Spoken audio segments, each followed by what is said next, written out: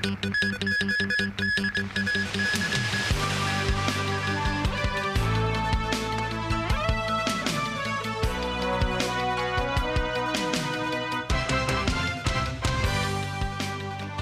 evening and thank you for joining us.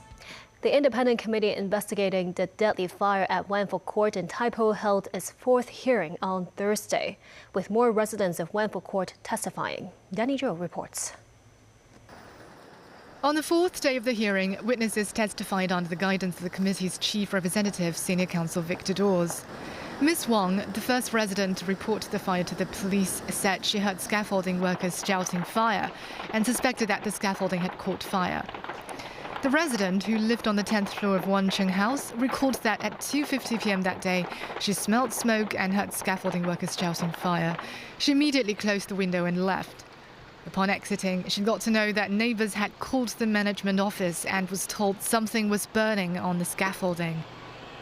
She then called 999 to report the incident, but the line was busy 2 or 3 times. The government's lawyer indicated that, according to records, she was the first resident to report the fire. She said she waited for a long time. The call finally connected, and the person on the other end told her to escape down the stairs. Ms. Sin was another resident witness who lived on the 14th floor of Wan Tai House. She recalled being trapped in a home that day. Upon opening the door, she saw thick smoke, immediately closed it and used a wet towel to block the doorway. The unit still had power, so she turned on the exhaust fan and regular fan to blow away the smoke, finding it effective. She also sprayed water on the overhead wire scaffolding netting. She called 999, saying the operator skillfully reassured her. Around 9 p.m, firefighters knocked on the door, put a mask on her and led her up the stairs to escape. The firefighters told her, "There's a large doll on the 12th floor, don't be afraid, and you'll be safe once you step over it." Afterwards, the firefighters removed the body. She said the firefighters didn't cause any further harm to the body, and she was very moved, describing them as the pride of Hong Kong. Ms. Sin said, "The firefighter saved my life." She thanked them for saving her life and also the 999 operator. Independent committee chairman David Look praised Ms. Sin, describing her as a source of pride for Hong Kong. He noted that she thought of so many ways to save herself in a crisis and that her testimony helped the committee and brought positive energy to Hong Kong. Danny Zhou, TVB News. Other harrowing testimonies highlighted escape failures and possible safety lapses at Wanful Court. Some exterior wall cleaners say they were never informed about the escape routes and waited overnight on the rooftop before being rescued. Others noted water from the fire hose was only enough for washing hands. The independent committee looking into the inferno heard testimonies from George Chung, who lived on the 10th floor of Wang Tai House.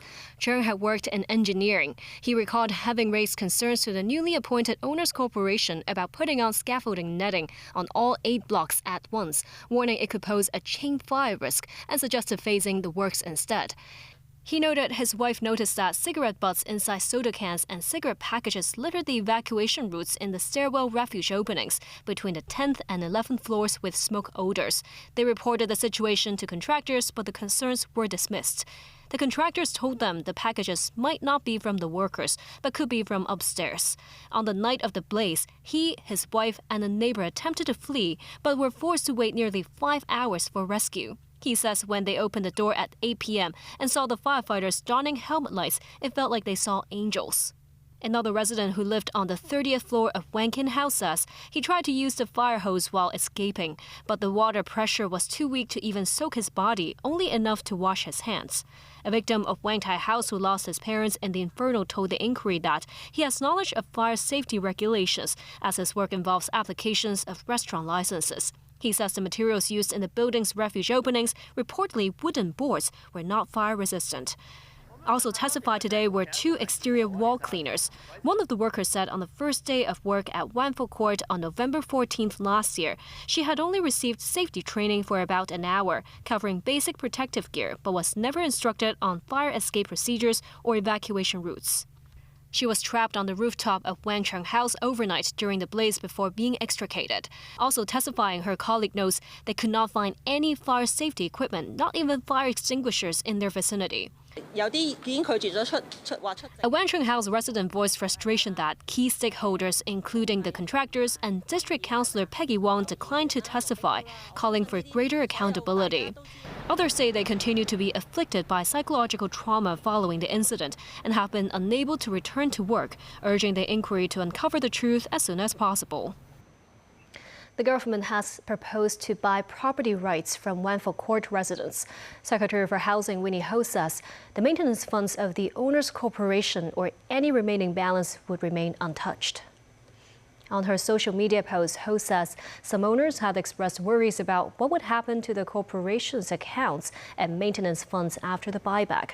She stresses the government has no intention of acquiring those funds and that all related rights and balances will remain with the property owners. Authorities are now preparing the legal framework for the buyback, which will clearly set out the terms covering ownership and associated rights. Cathay Pacific Airways has announced another fuel surcharge hike, the second time within 2 weeks. Starting next Wednesday, fuel surcharges will be raised to between $389 and $1,560, marking an increase of as much as 34%. Fuel surcharges for short-haul trips will rise from $290 to $389. For long and medium-haul journeys, the surcharges will increase to $1,560 and $725, respectively. CX says to enable a more agile response to the volatile jet fuel prices, the airline will review and revise the fuel surcharge every 2 weeks to better capture price movements. This increased frequency of review, the carrier says, is intended as a temporary measure and will be revisited when the Middle East situation stabilizes. We have a correction to our top story. The chairman of independent committee looking into the Taipo fire is David Locke. And still ahead, creativity abounds as Art Basel opens in Hong Kong tomorrow. A fire at a recycling site in Taipo injured 5 people, including 1 firefighter.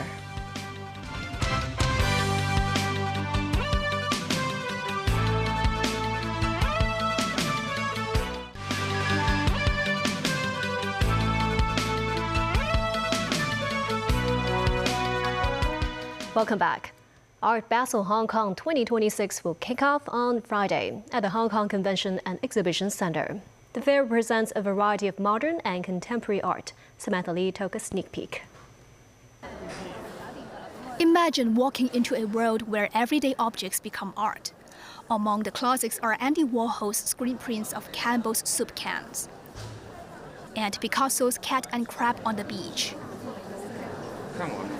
Moving to something local, this 3-channel video installation where an actress from New Zealand recreated an iconic scene of In the Mood of Love, a romantic drama set in 1962 Hong Kong. This year's Art Basel features more than 240 international galleries from 42 countries and regions. The Time Walker is a bronze sculpture by Filipino artist Charlie Ko. The moment I captured this work, where you move from one time to the other, it's like going into different time zone. It's now from mechanical to robotic to AI to misinformation. That's why he has a long nose, fake news and everything. And if you look at it globally, it's what's happening right now. This gallery, based in Seoul, has taken part in Art Basel since 2013. This year, they represent a selection of works by Suki Sukyong-kan, who passed away last year. This presentation really wants to provide an experience of immersing oneself in this landscape and then making a relationship with the artworks so that we can contemplate about where we belong and then how do we move forward in the current world. Hong Kong has always been an art hub in Asia, and we are always very pleased to be back in Hong Kong because we have a solid client base here. Art Basel starts with 2 exclusive VIP days for collectors and curators before it opens to the general public. Some visitors were impressed by the art extravaganza. It's fantastic, very well attended this year, and it's a great event for Hong Kong. We've been coming here every year since it started, so it's becoming more and more popular, and it's wonderful to see so many galleries being represented this year. So I'm really looking forward to hopefully find something that I can afford.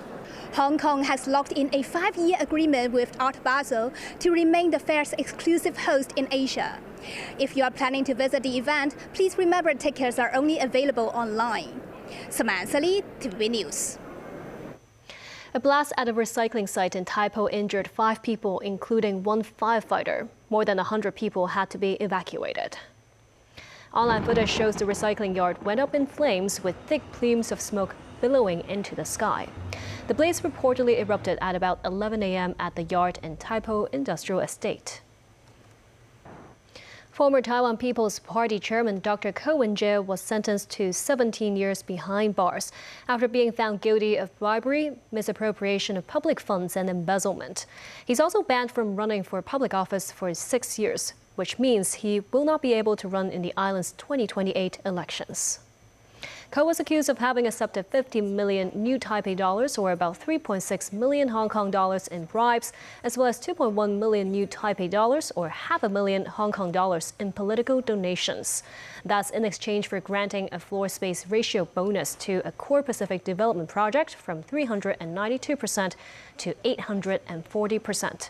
A transplant surgeon turned politician, Ko Wen-je served as the 13th mayor of Taipei from 2014 to 2022. Back locally, Census and Statistics Department has released a range of information about Hong Kong's population. The city's population stands at about 7.4 million. Shantung District is the most populous, with about 687,000 residents, followed by Yuen Long and Kwun Tong. Together, the 3 districts account for more than a quarter of the city's population. At the other end, Wan Chai has the smallest population at around 160,000. Demographically, Hong Kong continues to age. The median age stands at 47. Wong Tai Sin is the oldest district with a median age of 51. Central and Western District tops the monthly income list at $45,000, while Sham Shui Po records the lowest at $25,000. And that's the news. Thank you for watching.